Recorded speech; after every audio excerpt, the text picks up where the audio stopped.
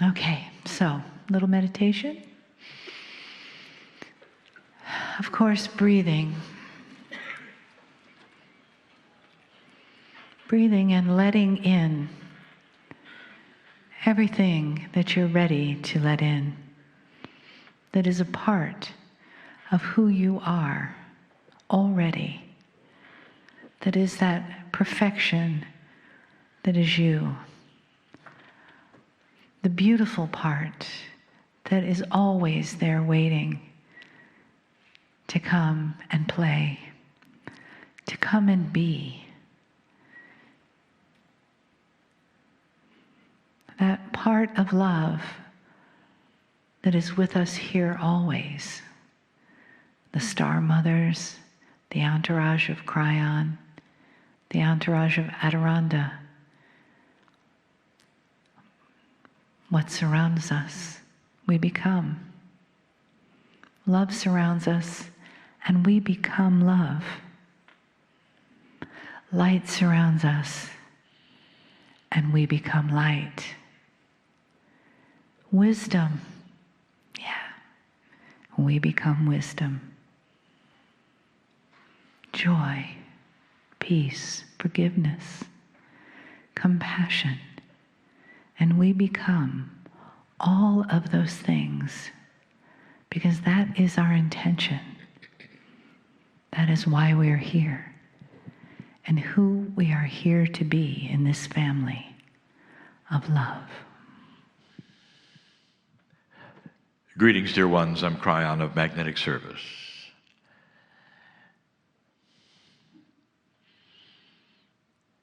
For those who are just listening, this is the end of the day of the second day. Those who sit before me have been exposed to a great amount of things. But the exposure that was the most profound is the realization of love. In certain languages on the planet, love is so special that there are different meanings, different spellings, and they understand.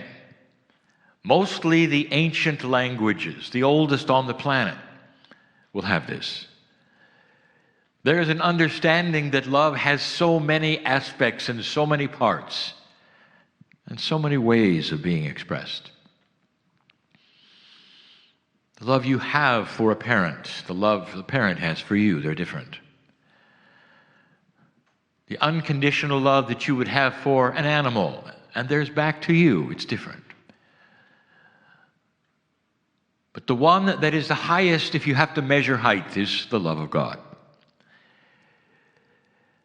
And the love in you is simply that which is mirrored from the Creator. That is how you have it.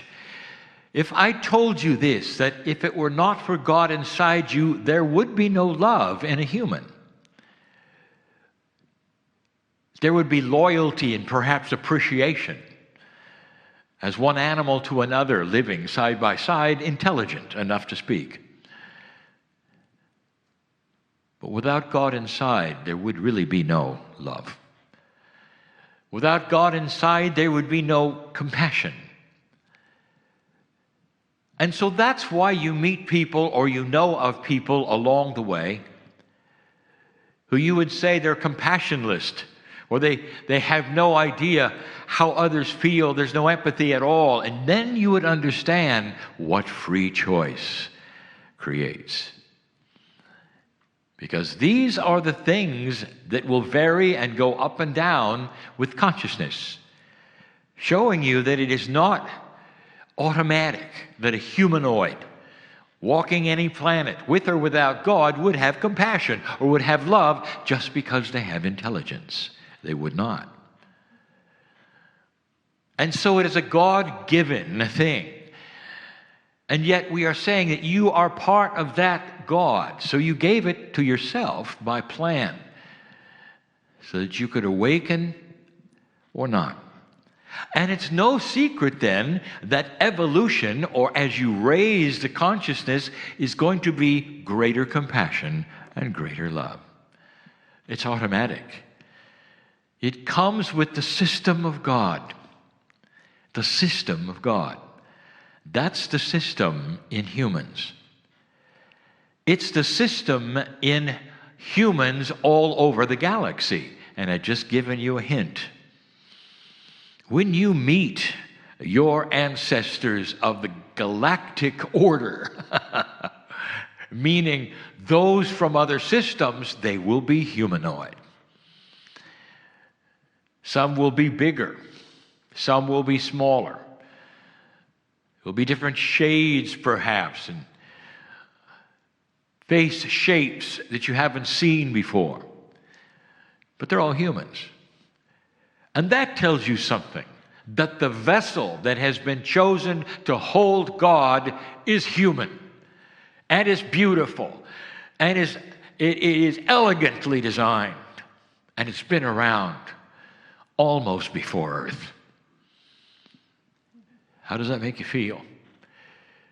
By design, indeed. Oh, but there's so much more. If you spoke to scientists about what you are being taught in channeling about DNA, they wouldn't necessarily begin to make the same leap because they haven't discovered these things yet. DNA is chemistry to them. DNA does not yet say consciousness to them. For so far on your planet, consciousness belongs to the brain. Now we're telling you, and we have before, that there are attributes of consciousness that involve a lot more than your brain. The triad, the brain, the heart, the pineal, we told you this, all together making consciousness. But where did consciousness come from? And can it be modified by something other than that triad? And the answer is DNA. But it hasn't yet been seen. Again, DNA is chemistry. It's an interesting part of the body because it is unique to you, and every single molecule of the trillions that you have are identical. It's a lot different than cellular structure where you have a heart cell or a kidney cell or a skin cell. They're all unique, but they're different and they're functional for the organ that they belong to, but not DNA. It's the same everywhere, and there's a lot of it. And the questions arise that never have been ever answered is why? Why so much DNA, even though it contains the blueprint for the heart cell and for the kidney cell and all of that? That's done. It was done when you were in vitro. Why now? Why is DNA so prevalent? What else might it do? And then you start the study of identical twins. And then there's a big aha. Identical twins can be at opposite ends of the earth, as far away as you can be. And if something happens to one, the other one senses it. And you can ask identicals all over the planet, is that the way of it? And they'll look at you and say, absolutely, 100%. And then they will tell you, here's how it happened to me several times. She was here, I was here, he was here, I was here. And identicals have something in common. They have the same DNA. Identical DNA. Now, this should tell you something. There's a connection between them, and it's expressed in, are you ready? Consciousness. So you cannot then divorce consciousness from the biology of the double helix. Identical twins receive consciousness signals between them when something happens to one that the other then gets. If this isn't proof enough, there's even more. And we have told you this before, that DNA sets up a quantum field. trillions and trillions of molecules of DNA are part of the setup of a field around you. And the field around you is multidimensional, and it's called the Merkabah. That field is caused and built and echoes the DNA in you.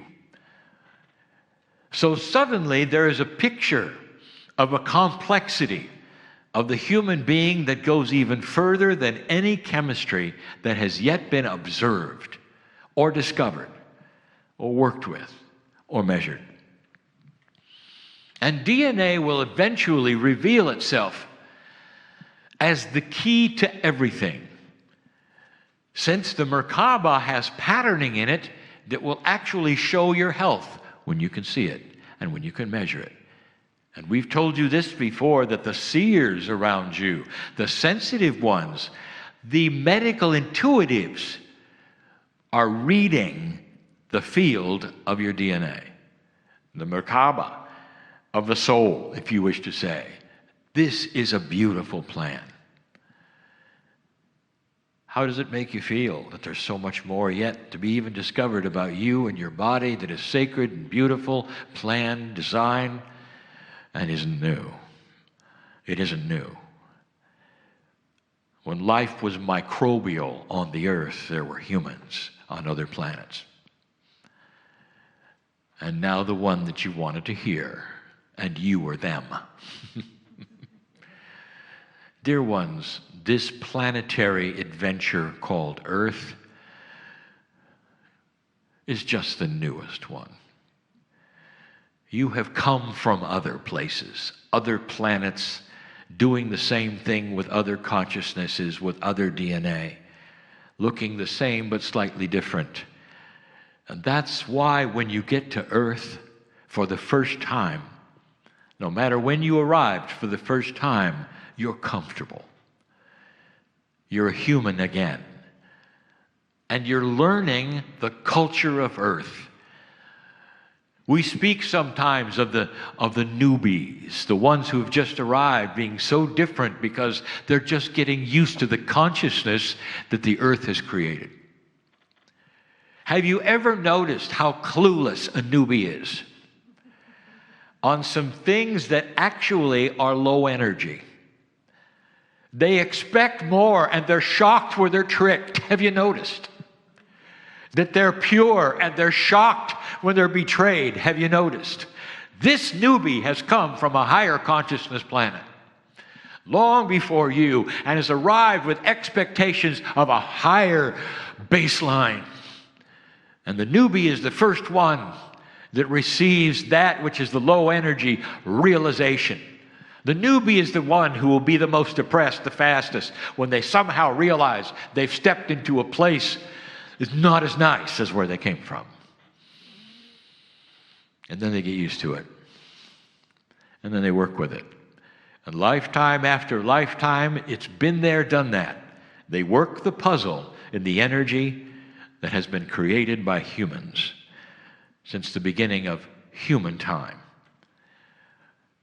It's a beautiful system. It's elegant. Where can this go? And that is what we have said before, that is just astonishing. I see it even now.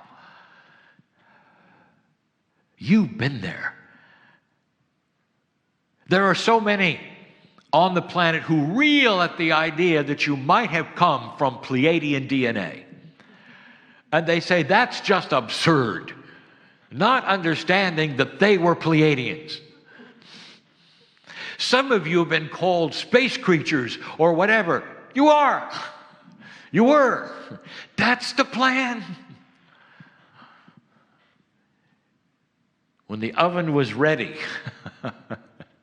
in came the salt and pepper to make you who you are. And it's beautiful beyond what you can imagine. Step by step, DNA can evolve. And what happens when it evolves is higher consciousness, not better biology. Your biology is set like it is. It's beautiful. But the other thing we've told you is with a higher functioning DNA, something happens to your biology. We have said this, that low energy viruses cannot attach themselves to a high energy consciousness. Your chemistry of your cells are all involved in that which is the development of consciousness in your DNA. So the higher your percentage of DNA is working, and the more complete it is, the more coherent it is, the higher it is, the less disease there will be on the planet. Then the one we've never talked to about, Gaia will sense it. And in the sensing of that, you're going to have better crops. You're going to have to see it to believe it. Have you ever known somebody who had a green thumb? They could grow anything. And then someone next to them can grow nothing. Now, can you explain that in a way that is not metaphysical? Here's the answer. That the one with the green thumb is one with the plants. There is a consciousness in the DNA that literally is speaking to Gaia differently than the one who cannot grow anything. That's what we're talking about. Can you imagine a higher consciousness Earth where you have triple the yield on crops? That's how you're going to feed populations that you're worried about feeding. Consciousness. Gaia will respond, and there's other things that will happen. Higher consciousness will change weather patterns. I'm not going to even go there. It's just too strange. Physics will respond to consciousness. The physics of the planet and the way weather works and the cycles all respond to you, and you've never known that. I've told you about the upcoming cold cycle. It's not designed to eliminate humans. It never was. It's designed to refresh the oceans so that food will be abundant for humans who decided to stay. That's what that's about. It's a cycle that's always been here, a cycle that may be a little premature because you decided to stay. A cycle that will help the fish and eventually regrow the reefs and all the things that you look at today and say they're diminishing and they're dying and we polluted them and all. Boy, you certainly haven't helped things, but you didn't start the cycle. That would have happened anyway. You're moving into a new area of space, even as I am sitting here, that's going to enhance the grid and allow for higher consciousness, less disease, greater growth in plants. There are so many good things for this human being who sits here and wonders if you're alone. Not understanding that the elegance of the DNA is all part of a higher consciousness plan where someday you'll be able to see it and marvel at what you didn't know. The reason for Earth is you. When Gaia starts to alter itself because of you, you'll start to change your mind maybe on God inside. Every single planet who has gone into a high consciousness has come to this conclusion. And in some of them, it was extremely tough because there was no connection between the building in college that was the one called divinity and the building called chemistry and the building called physics. And they all worked the puzzle differently and they all stayed in their own building until one day they had the big aha that there should be one building because they were all related. They were studying the parts without understanding the relationship. It happened on every planet before yours. The oneness of everything, because the relationship between the parts creates the whole.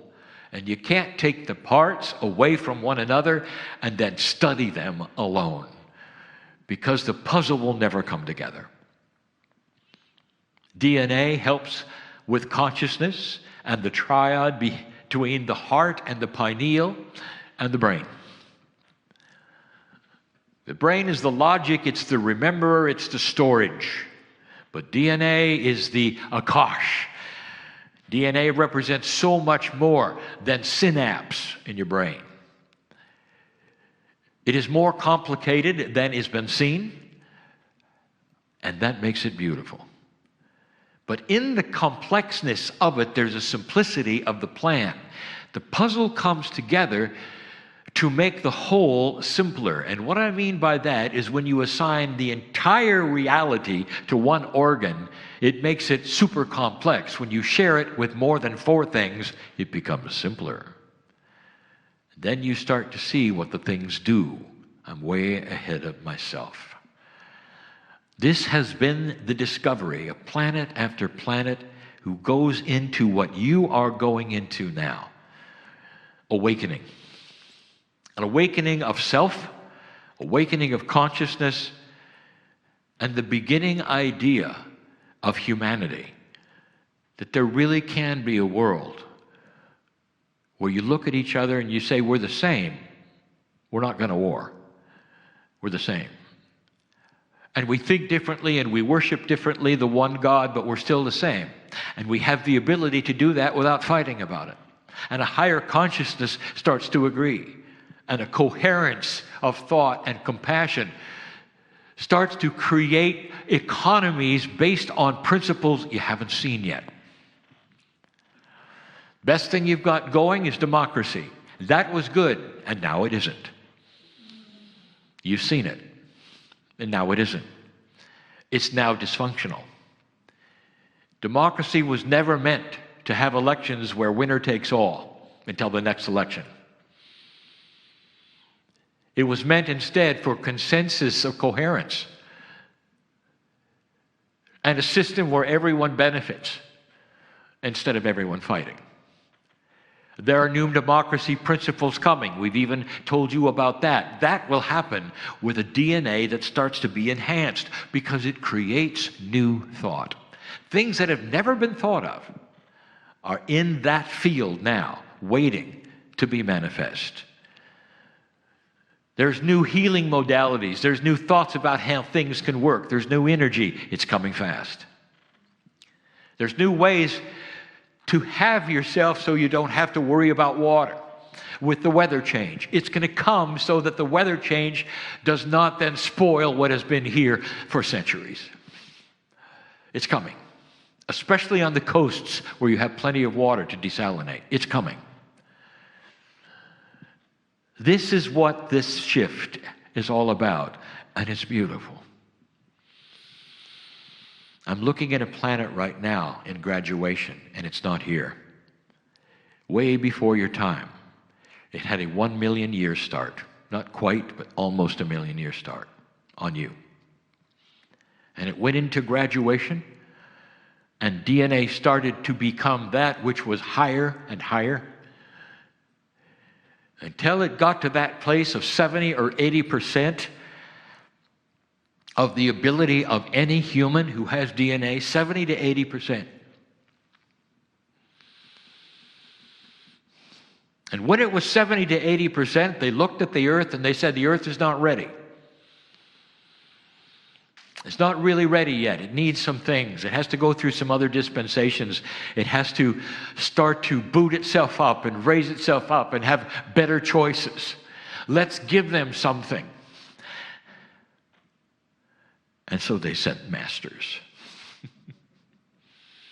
Masters who could change physics, who could create food where there was no food and heal when there was no healing. And they became miracle workers, and you saw them, and they were humans. And almost every one of them you did away with. You weren't ready. They were right, but they brought love. That's where that came from. And then there were the angels. Who are angels, do you really think? Well, they've come from heaven, you think. Where is heaven, do you think? Could it be, could it even possibly be that angels are those from other planets who have been ascended for a very long time. They walk into your world. They walk through walls because they can. They have shifting colors because they can. And the only thing you can do to make sense of it with your mind is put skin and wings on them and give them a name. And now they're humans. Did you ever think of that? Filled with God, filled with love, filled with purpose, visiting you for only benevolent reasons. Only benevolent reasons to give you information, to help you out. And when humanity needs a push in the right direction, the angel shows up and says, fear not. I know I don't look right. I know it looks fearful because I'm just a swirling ball of energy with a voice. And every single time it's happened from the burning bush forward, it's been benevolent. And it's been in guidance for your civilization to bring you to a point now where you can examine these things, some of which will sound blasphemous. Who are you to decide how God does things? Because God does things better than you think, and more benevolent than you think. And it brings it right down to you in the chair listening to this. Better than you think, more benevolent than you think, all ready to go. That's the human being. You're starting to see change. And in this, you're starting to examine and discover you are bigger than you thought. Let this day ring with that truth. As you leave these chairs and slowly over time examine that, could it be true that I'm not alone, that there is a plan, that humanity is starting that, and that I'm involved because I'm an old soul, perhaps an original? And that would be true. All of what I have just said is accurate, and someday it will be seen. And when it is, the big aha. In the beginning, there was love, and it never went away. And so it is.